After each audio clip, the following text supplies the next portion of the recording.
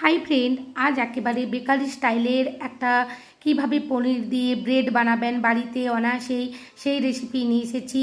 আমার এই রেসিপিটা প্লিজ দেখবেন, আর ভালো লাগলে অবশ্যই চ্যানেলটা সাবস্ক্রাইব করবার জন্য অনুরোধ জানালাম।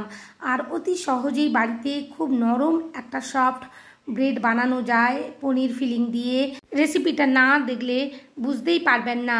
চলুন এখানে দেখে নেওয়া যাক আমার কি কি লেগেছে। এখানে আমি ময়দা নিয়েছি, ময়দাটা চেলে নেব একটা স্ট্রেনারের সাহায্যে। অনেকটা পরিমাণেই আমি একসাথে বানিয়েছি, কারণ এগুলো খেতে এত সুন্দর হয় যে সাথে সাথেই সমস্ত খাওয়া হয়ে যাবে। এখানে ইস্ট নিয়ে নিচ্ছি, ময়দার সাথে ইস্টটা দিয়ে দিলাম। এরপর চিনি নিয়ে নিচ্ছি, এরপর গুঁড়ো দুধ দিয়ে দিলাম 2 টেবিল স্পুন। ভালোভাবে মিশিয়ে নেব, ভালোভাবে ইস্টটা এখানে মিশিয়ে নিতে হবে। এরপর লবণ দিয়ে দিলাম, ইস্ট মেশানোর পরেই লবণটা দিতে হবে। এখানে ডিমের সাদা অংশ নিয়ে নিয়েছি, একটা ডিমের। এখানে আমি 3টে ডিম ব্যবহার করব, 3টে ডিমের সাদা অংশ ব্যবহার করব, আর কুসুমের একটাই ব্যবহার করব। একটা কুসুম আমি রেখে দেব, পরে লাগবে ওটা। এখানে আমি ডিম 3টে দিয়ে দিলাম, তেল দিচ্ছি। তেলটা দিয়ে ভালোভাবে মাখিয়ে নেব, খুব ভালোভাবে মাখিয়ে নিতে হবে। আর অল্প অল্প করে আমি ঈষদুষ্ণ গরম জল দেব। এটা ঠান্ডা জল কখনোই নয়, ঈষদুষ্ণ গরম জল। সব সময় ইস্ট থাকলে কোনো রেসিপিতে সেখানে একটু ঈষদুষ্ণ গরম জল ব্যবহার করলেই ভালো। ইস্ট অ্যাক্টিভ হতে খুব সুবিধে হবে বা খুব সহজেই অ্যাক্টিভ হয়ে যাবে। এখানে ডোটা খুবই নরম করে মাখাতে হবে। শক্ত ডো করলে ব্রেডের টেক্সচারটা ভালো আসবে না, আর নরম করে মাখালে খুব সুন্দর নরম একটা ব্রেড রেডি হবে। এখানে অল্প অল্প করে আমি তেল নিয়ে নিচ্ছি আর মাখাতে আছি। একটু সময় আর ধৈর্য ধরে এটা মাখাতে হবে। এখানে একটু ময়দাও নিয়ে নিচ্ছি, শুকনো ময়দা, যাতে হাতের মধ্যে বেশি না লাগতে থাকে।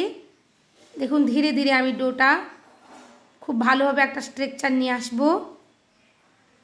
এখানে কিচেন প্ল্যাটফর্মটা ভালোভাবে পরিষ্কার করে নিয়েছি, সেখানেই আমি ডোটা দিয়ে দিলাম। আর একটু ময়দা ডাস্ট করে নিয়েছি, হাতের মধ্যে ভীষণভাবে লেগে যাচ্ছে। এখানে 5 থেকে 6 মিনিট ভালোভাবে এরকম স্ট্রেচিং পদ্ধতিতে মাখিয়ে নিতে হবে।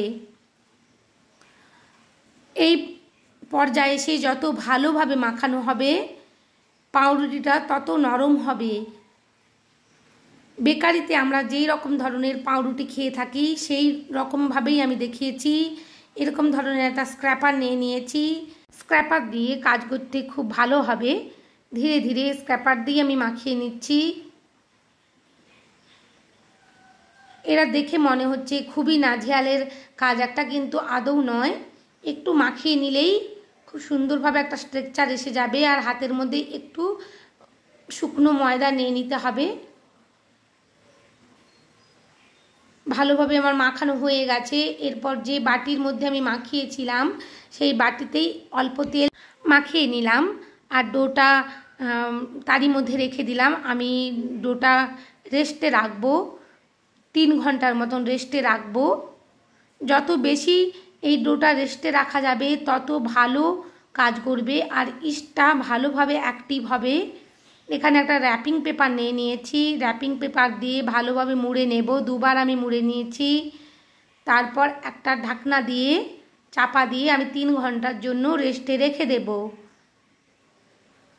এদিকে আমি ফিলিংটা বানিয়ে নিচ্ছি। কি কি লাগছে এখানে আমি দেখিয়ে দিলাম, ডেসক্রিপশান বক্সে অবশ্যই লিখে দেব আমি কি কি ব্যবহার করেছি। এখানে সমস্ত কিছু আপনাদের দেখিয়ে দিচ্ছি। দেখুন, এটা চিনি, ময়দা, লবণ, সস, পনির আর ক্যাপসিকাম 2 রকম, টমেটো, পেঁয়াজ, আদা বাটা আর রসুন আর কাঁচা লঙ্কা বাটা। এখানে দুধ নিয়ে নিয়েছি আধ বাটি, তার মধ্যে প্রথমেই আমি 2 টেবিল স্পুন ময়দা ভালোভাবে গুলে নেব। অবশ্যই এই কাজটা আগে করে নিতে হবে। এই ময়দা আর দুধের মিশ্রণ ফিলিংটাকে আরও জুসি করে তুলবে। আর এখানে একটা ফ্রাইং প্যান বসিয়ে দিয়েছি, সাদা তেল নিয়ে নিলাম, গরম হতেই 1 চিমটে লবণ দিয়ে দিয়েছি। আর পনিরটা ভালোভাবে ধুয়ে কেটে রেখেছিলাম ছোট ছোট করে, সেটা আলতো হাতে ভেজে নেব। এখানে খুবই আলতোভাবে ভাজতে হবে। একটু ব্রাউন কালার হয়ে এলেই আমি তুলে নেব, বেশি ভাজবো না। ভিডিও দেখানো পদ্ধতি অনুযায়ী করে নেবেন। আবার একই কড়ার মধ্যে একটু সাদা তেল দিয়ে দিয়েছি, পেঁয়াজ কুচি করে রেখেছিলাম সেটাই দিয়ে দিলাম। এরপর আদা বাটা রেখেছিলাম 1 টেবিল স্পুনের মতন, সেটাও দিয়ে দিয়েছি। এখানে 5 থেকে 6টা রসুন কুচি করে রেখেছিলাম, সেটাও দিয়ে দিলাম। ভালোভাবে একটু নরম না হয়ে আসা পর্যন্ত ভেজে নেব। একটু ভালোভাবে পেঁয়াজটা ভাজা হয়ে গেলে এরপর যে হলুদ রঙের ক্যাপসিকাম, সবুজ রঙের ক্যাপসিকাম, টমেটো আর কাঁচা লঙ্কা ছোট করে কেটে রেখেছিলাম সেগুলোই দিয়ে দিলাম। দিয়ে ভালোভাবে এখানে রান্না করে নিতে হবে। এই পর্যায়ে এসে আমি লবণটা দিয়ে দিচ্ছি, শুকনো লঙ্কার গুঁড়ো দিয়ে দিলাম। ভালোভাবে এখানে একটা ঢাকনা চাপা দিয়ে আমি রান্না করে নেব, যাতে সমস্ত ক্যাপসিকাম, পেঁয়াজ, টমেটো সমস্ত কিছু একটু নরম হয়ে আসে। একটু ঢাকনা দিয়েই রান্না করতে হবে। 5 থেকে 6 মিনিটের জন্য ঢাকনা দিয়ে এভাবে একেবারে লো ফ্লেমে রাখলে খুব সুন্দর নরম হয়ে যাবে। আমার সমস্ত ক্যাপসিকাম, টমেটো সমস্ত কিছু নরম হয়ে গেছে খুব সুন্দরভাবে। আর এখানে আমি টমেটোর যে সসটা রেখেছিলাম সেটাও দিয়ে দিলাম, খুব ভালোভাবে দিয়ে দিয়েছি। আর ভালোভাবে এই পর্যায়ে এসে কুক করে নিতে হবে।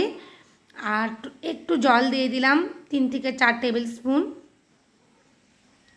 যাতে যেটুকু সেদ্ধ হওয়ার বাকি ছিল হয়ে গেল। এরপর এখানে চিনি দিয়ে দিয়েছি।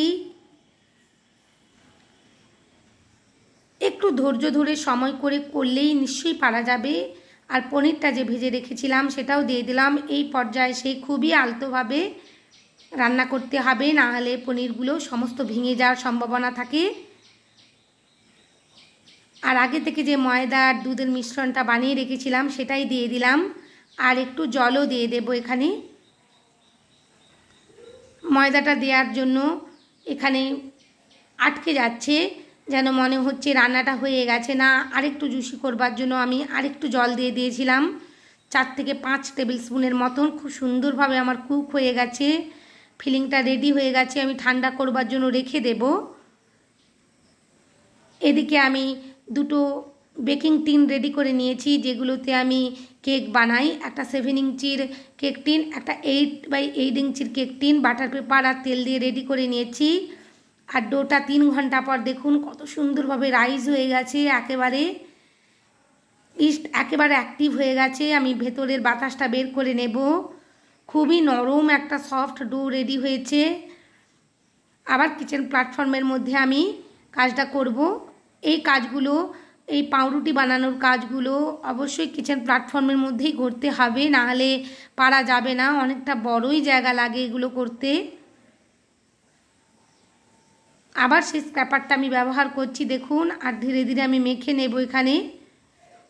এই পর্যায়ে সে বেশি মাখা যাবে না, শুধু ভেতরের যে এয়ারটা আছে সেটা বের করলেই হবে। দেখুন খুব ভালোভাবে আমি একটা লম্বা আকার করে নিয়েছি।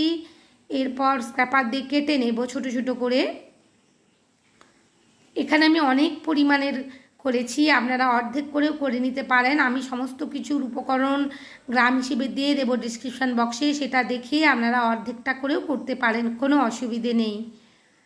ধীরে ধীরে আমি লেচি করে নিচ্ছি, গোল গোল করে ডো বানিয়ে নিচ্ছি।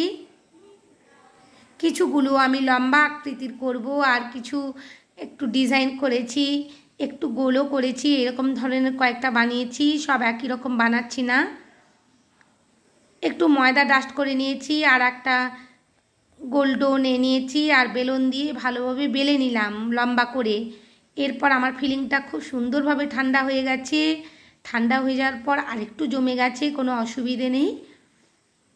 ধীরে ধীরে আমি লম্বা আকৃতির বেড বানিয়ে নেব। অবশ্যই এখানে বলবো একটু ময়দাটা বেশি করেই ডাস্ট করতে হবে। আমার এই পর্যায়ে একটু কম ডাস্ট হয়ে গেছিলো, তাই একটু আটকে যাচ্ছে। আমি দ্বিতীয়বারের বেলা একটু বেশি করেই ময়দা ডাস্ট করে নেব। তেল দিয়ে দিয়েছিলাম, ময়দাটাও ডাস্ট করে নিয়েছি। একই সঙ্গে দু রকমভাবেই চেষ্টা করছি। একটু নরম ডো হলে খুব সুন্দর একটা ব্রেড বানানো যায়, সেই জন্য একটু নরম রেখেছি। একই রকমভাবে আরেকটা আমি ব্রেড বানিয়ে নিচ্ছি, সেটাও দেখিয়ে দিচ্ছি। এরকমভাবে কয়েকটা আমি দেখিয়ে দিয়েছি, আপনারা বাড়িতে অবশ্যই বানাবেন। আর ভালো লাগলে আমার চ্যানেলটা সাবস্ক্রাইব করবার অনুরোধ জানালাম। আর পাশে থাকা বেল আইকনটি ক্লিক করতে ভুলবেন না, যাতে সমস্ত ভিডিওর নোটিফিকেশান পৌঁছে যায়। আর বাড়িতে বানিয়ে অবশ্যই কমেন্ট করবেন কেমন হলো বন্ধুরা। দেখুন এখানে ধীরে ধীরে আমি আরও একটা বানিয়ে দেখাচ্ছি। একটু কম করেই এখানে ফিলিংটা দিচ্ছি, কারণ ফিলিংগুলো বেরিয়ে যাওয়ার সম্ভাবনা থাকবে। 3 নম্বরটায় একটু ভালো হয়েছে, ড্রাই হয়েছে। এইভাবে আমি এই ডিংচির মোলটা রেডি করে নিয়েছি। 8টে আমার ধরে গেছে। এরপর আমি একটা কিচেন রুমাল দিয়ে ভালোভাবে চাপা দিয়ে দিলাম। এইভাবে প্রত্যেক কটা আমি বানিয়ে নেব। অবশ্যই চাপা দিয়ে রাখতে হবে কিচেন রুমাল দিয়ে বা যে কোনো কিছু দিয়ে, কারণ না হলে ড্রাই হয়ে যাবে উপরের অংশটা। দেখুন এখানে একটা ডিজাইন করার চেষ্টা করছি আমি, এরকমভাবেই করে নেব। এই ক্ষেত্রে ফিলিংটা একটু লম্বা করেই দিয়েছি, কারণ চারিদিক থেকে এরকমভাবে মুড়ে নেব। সামনের অংশটা মুড়ে নিলাম। খুবই সাবধানে ধীরে ধীরে কাজগুলো করতে হবে, হাতের মধ্যে বারবার লাগতে থাকবে, ময়দা ডাস্ট নিতে হবে। ভিডিওটা আমি খুব ভালোভাবে দেখানোর চেষ্টা করেছি বন্ধুরা, প্লিজ একটু সময় করে দেখবেন। বাড়িতে অবশ্যই এরকম ধরনের পারফেক্ট একটা পনির ব্রেড বানাতে পারবেন। আর ব্রেডটা অসাধারণ হয়েছিল, সাথে সাথেই সবাই খেয়ে নিচ্ছিল। খুব সুন্দর খেতে হয় এই পনির ব্রেডগুলো। এরপর একটু অন্য রকমের ডিজাইন করে নিচ্ছি। এই ডিজাইনগুলো আমরা পনির ব্রেডের মধ্যে দেখে থাকি। আমার এখানে ডোটা নরম ছিল বলে খুব ভালোভাবে আটকে যাচ্ছে। আপনাদের ডোটা যদি একটু শক্ত থাকে, আপনারা এখানে ওয়াটার একটু অল্প করে লাগিয়ে এই ডিজাইনগুলো করতে পারেন, কোনো অসুবিধে নেই। একই রকমভাবে আমি আরও একটা দেখিয়ে দিচ্ছি, যাতে আমার বিগিনার বন্ধুরা যারা নতুন বানাচ্ছেন অসুবিধে না হয়। ধীরে ধীরে আমি ফিলিংটা ভরে নিলাম। এটা সামনের দিক থেকে এবার কেটে নেব একটা ছুরি দিয়ে খুব ভালোভাবে। এরপর সামনের অংশে টেনে নেব। এরপর কাটা অংশগুলো ধীরে ধীরে জুড়ে নেব। আমারও লাগছিল না, আমি একটু জল লাগিয়ে নিচ্ছিলাম। এই ডিজাইনগুলো খুব সুন্দর দেখতে হয়। একটু নতুনত্ব হলো, ভালো লাগলো দেখতে, সেজন্যই বানিয়ে নিচ্ছি। একটু সময় সাপেক্ষ, সময় লাগে, কিন্তু সময় করে ধৈর্য ধরে করলে অবশ্যই পারা যায়। আমি গ্যাস ওভেনে আর উনুনে দুভাবেই বানানো দেখিয়েছি। ওভেনে ওটিজির মধ্যে আর গ্যাস ওভেনে দুভাবেই বানানো দেখিয়েছি। কোনো যাদের কাছে ওটিজি নেই তারা অবশ্যই এটা করতে পারবেন। আমি আরও 1 ঘন্টার জন্য রেস্টে রেখে দিয়েছি। এরপর আমি গ্যাস ওভেনের মধ্যে বানাবো, যেটা কেক বানাই সেটার মধ্যেই দেখুন ফুলে ডবল হয়ে গেছে। আমি 1 ঘন্টার জন্য রেস্টে রেখে দিয়েছিলাম এভাবে চাপা দিয়ে। এখানে যে ডিমের একটা কুসুম আমি রেখেছিলাম, সেই কুসুমের সাথে 4 টেবিল স্পুন মিল্ক নিয়ে নিয়েছি। নিয়ে ভালোভাবে একটা ব্রাশের সাহায্যে মেখে নিলাম। এরপর অবশ্যই এই পর্যায়টা করতে হবে, স্কিপ করা যাবে না, কারণ ব্রেডের উপরে যখন কালারটা আসবে এই কুসুম আর দুধের জন্যই আসবে। খুব ভালোভাবে মাখিয়ে নিতে হবে, আলতো হাতে মাখাতে হবে, নাহলে এই পর্যায়ে এসে যদি ব্রেডের এয়ারগুলো বেরিয়ে যায় আর ফুলবে না। তো এই আলতো হাতে ব্রাশ দিয়ে মাখিয়ে নিয়েছি। আর এখানে একটু সাদা তিল ছড়িয়ে দিচ্ছি, যাতে দেখতে আরও ভালো লাগে। যদি সাদা তিল না থাকে এটা স্কিপও করতে পারা যায়, কোনো অসুবিধে নেই। এই পর্যায়ে আমি ওটিজিটা প্রিহিট করতে দিয়ে দিয়েছিলাম, বসিয়ে দিলাম এই ডিংচির মোল্ড। আমি আপ ডাউন রড অন রেখে 140 ডিগ্রি সেন্টিগ্রেডে 25 মিনিটের জন্য বেক করে নেব। তারই মধ্যে খুব ভালো একটা পনির ব্রেড রেডি হয়ে যাবে। একই রকমভাবে আমি যেটা ওভেনের মধ্যে বসিয়েছি সেটাও মতনই এটা আমি গ্যাস চুলায় বসাবো। গ্যাসের মধ্যে আমি সেই পাত্রটা বসিয়ে দিয়ে এসেছি, যেটা আপনাদের দেখিয়ে দিয়েছি আগেই, যেটার মধ্যে আমি কেক রেডি করি। কেক বেক করি। দেখুন এটাও প্রিহিট হয়ে গেছে। এরপর বসিয়ে দিচ্ছি গ্যাস ওভেনে। আমার 35 থেকে 40 মিনিট লেগেছে একেবারে লো ফ্লেমে। আর ওটিজির মধ্যে 25 মিনিটের মধ্যেই বেক হয়ে গেছে। দেখুন কত সুন্দরভাবে। আমার আরেকটা মোল্ড যে বাকি ছিল সেটাও আমি বেক করে নেব। আর এই পর্যায়ে আমি এখানে বাটার ব্রাশ করে নেব। 2 টেবিল স্পুন বাটার নিয়ে নিয়েছি। এটা অবশ্যই করতে হবে, স্কিপ করা যাবে না। বাটার ব্রাশ করলে ব্রেডটার লুক খুব সুন্দর আসবে আর নরমও হবে উপরের অংশটা। আর এটা সাথে সাথে খাওয়া যাবে না, 1 ঘন্টার মতন ঠান্ডা রেস্টে রেখে ঠান্ডা করে তারপর খেলে খুব ভালো একটা রেজাল্ট আসবে। অবশ্যই ঠান্ডা হতে দিতে হবে, কিন্তু আমার ছেলেরা শুনছিল না, বারবার খুলে নিচ্ছিল। এরপর দেখুন আমার গ্যাস ওভেনের মধ্যে যেটা আমি করেছি সেটাও নরম হয়েছে। একটু কালারটা কম এসেছে কারণ উপরের অংশে যেহেতু তাপ নেই। এখানে আমার 3টে যে পনির ব্রেড রেডি হয়ে গেছে, 3টেতেই আমি বাটার ব্রাশ করে নিচ্ছি খুব ভালোভাবে। আর 1 ঘন্টার জন্য রেস্টে রেখে দেব। তারপর আপনাদের মোল্ড আউট করে দেখিয়ে দেব কত সুন্দরভাবে একটা সফট পনির ব্রেড রেডি হয়ে গেছে। আমার ছোটো ছেলে তো বারবার হাত দিচ্ছে খাবে বলে, অস্থির হয়ে যাচ্ছে। আমাকে গরম অবস্থাতেই মোল্ড আউট করতে হয়েছিল, কিছু করার নেই। ঠান্ডা হলে আরও ভালোভাবে দেখানো যেত বা আরও নরম স্পঞ্জি হতো, কিন্তু ও কিছুতেই শুনছিল না। আমাকে এখানে করেই নিতে হচ্ছিল মোল্ড আউট। দেখুন আমি মোল্ড আউট করে একটা স্প্যাচুলার সাহায্যে দেখিয়ে দিচ্ছি। খুব ভালোভাবে বাটার পেপারটা খুলে নেব নিচের অংশ থেকে।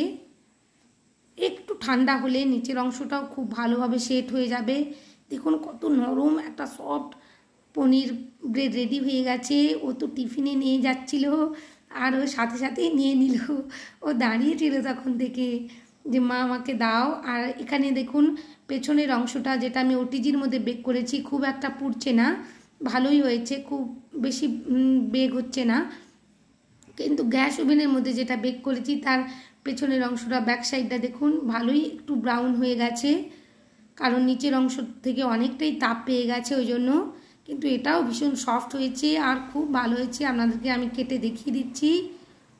আমি অনেকগুলো গোল গোল করে পিস করে দিয়েছিলাম, সেইভাবেই জুড়ে গেছে একটার সাথে আরেকটা। কিন্তু ফিলিংটা দেখুন কত সুন্দর খেতে হয়েছিল। একবার না বানালে বিশ্বাসই করা যাবে না। আমি রেসিপি সম্পূর্ণ দেখিয়ে দিলাম বন্ধুরা, আপনারা বাড়িতে অবশ্যই বানাবেন। আর কেমন হলো বানিয়ে আমাকে অবশ্যই কমেন্ট বক্সে কমেন্ট করবেন। আর আমি রেসিপি সমস্ত কিছু উপকরণ ডিসক্রিপশান বক্সে দিয়ে দেবো, আপনাদের কোনো অসুবিধে হবে না। আপনারা অবশ্যই বাড়িতে বানাবেন, বেকারির থেকেও একটা খুব সুন্দর পনির ব্রেড রেডি হবে। অনেক ধন্যবাদ আমার ভিডিও দেখার জন্য।